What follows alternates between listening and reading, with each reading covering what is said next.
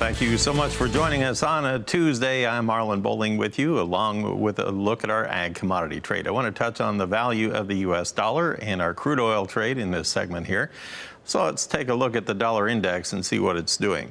Hey, a bit of a rebound this morning. It's been dropping for several days, and right now we have the June futures on the dollar index 100 points higher at 96.980 right now.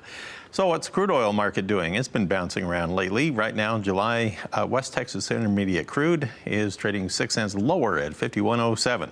Heating oil trade tends to follow the crude oil market, and so with that in mind, it should be fairly flat, and it is narrowly mixed right now. Hardly changed at all. Let's go to the trading floor in Chicago, find out what's driving the trade. We had about a steady open. Things seem to drift a little bit lower here in the last half hour. Here to tell us about it, we have Todd Bubba Horwitz of BubbaTrading.com in Chicago. He joins us right now. So, Todd, what's going on the floor? What do you say, Marley? Good morning. You know, we're seeing the lightest volume in forever, so there's not a lot going on. I think you saw the overnight trade was a little softer. We caught a bid early this morning, and now we're selling off a little bit. But I think you've got some fairly key levels. I mean, corn, I think 370 using July corn is a great spot to step in. I think we'll probably hold that level. 430 in July wheat and 940 in soybeans. I think the numbers haven't changed. I think we continue to look to be buyers at those levels. I think prices will look to go higher. But one of the real concerns here, pretty much across the entire space, is there is a real lack of interest. There is no volume whatsoever. I haven't seen volume this low, and I can't remember how long. Well, at some point in the growing season, we'll always have at least one good weather scare. Usually it's around pollination time for corn, tasseling time, pod filling on soybeans. Do you think there's a possibility we might see something like that, more of a minor farm weather scare before then, though? There's always the opportunity or scare, but I think one of the things that we look at today is, you know, we're so much farther ahead of things. Again, you know, technology, not only does it make the equipment better that we use and the seed and everything else better, but it also makes the information faster. So a lot of it gets kind of accounted for. Now we saw, you know, the last real big event we had was last year, July 4th, where we had a major push, but then we've really been steady. And I think more likely there could be something that can happen, but I do think that from a technical standpoint and from every other standpoint, that grains look like they're going to go higher. And again, a lot of that will help when the markets, the actual equity markets are dissolved. I think that'll bring some money into these markets as well. Okay, let's walk through the prices here on the corn first. On the corn, as we showed, it was a little weaker. July down 2 3/4 at 372 1/4, almost on the low of the day. December down 2 3/4 now at 390. On the soybean trade, we have that July contract down 3.5 now at 953. November down 3 1/4 at 953 as well. On the wheat market in Chicago, we have July down 4 1/4 now at 430 on the low of the day. Kansas City wheat, we have July currently at 430 1/4, down 5 3/4 cents. On the Minneapolis spring wheat trade, we have July currently down 4.5 at 554 3/4, just 2 ticks from its low of the day, almost a nickel off our high. Cotton market, we have July currently down 60. Check that now, down 59 points at 77.80, and December down 18 at 72.83.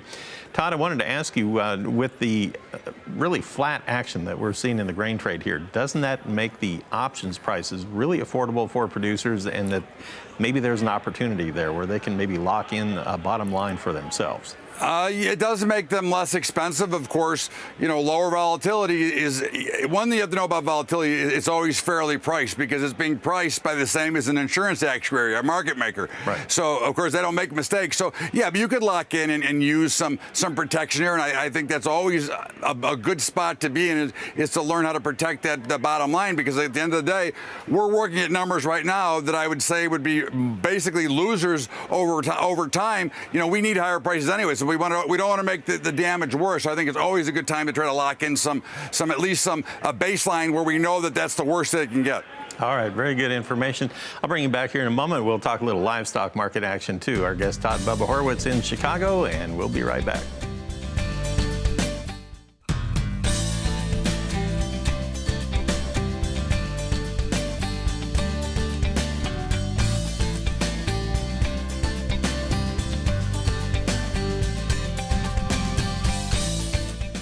Todd Bubba Horwitz is with BubbaTrading.com in Chicago, and he joins us right now as we take a look at our ag commodity markets. I want to focus on the livestock side here now. Yesterday, after the markets closed, Todd, we had the cold storage report that came out from USDA, and it had a little something for everybody. Some of the numbers were higher than the last month and the last year. Some were actually lower. So in your opinion, when you look at the cold storage report yesterday, is that a market mover or not? No, I think the markets are kind of frozen in time here. I think that we're at the tops of the markets as far as I'm concerned for now.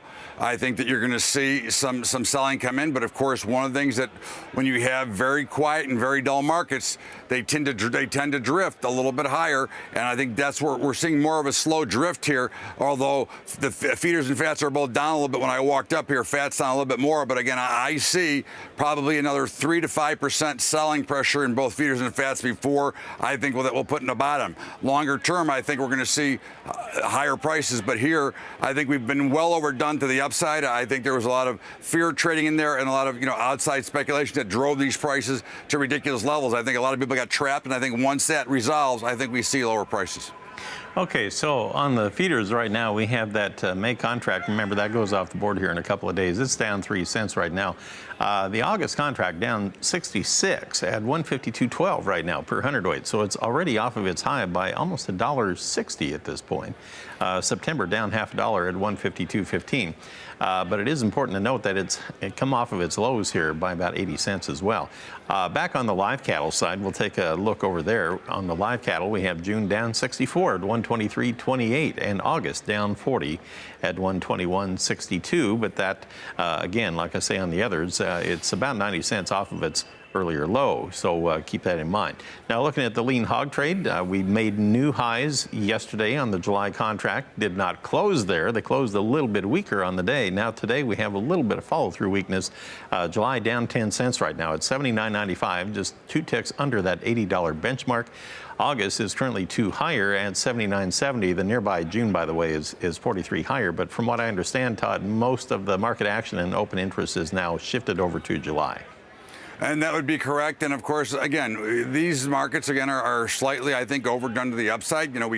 We had a major sell-off. We've now had the big rally. We had some of the squeezing going on, and I think you're going to see some profit taking come here. I think you're going to see these markets pull back down a little bit. Again, I'm looking for 72 before I want to become an aggressive buyer again.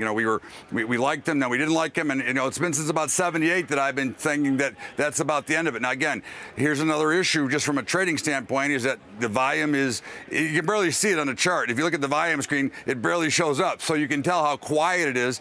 And of course, we've got the Memorial Day holiday this weekend. So there's a lot of reasons that it's going to remain quiet. But until we can see some actual action, they could conceivably drift a little bit higher. But I would find it hard to believe they can get must past 80 before they start going down. Okay, real quickly, when do the wholesalers finish up their buying for things like Father's Day and the 4th of July?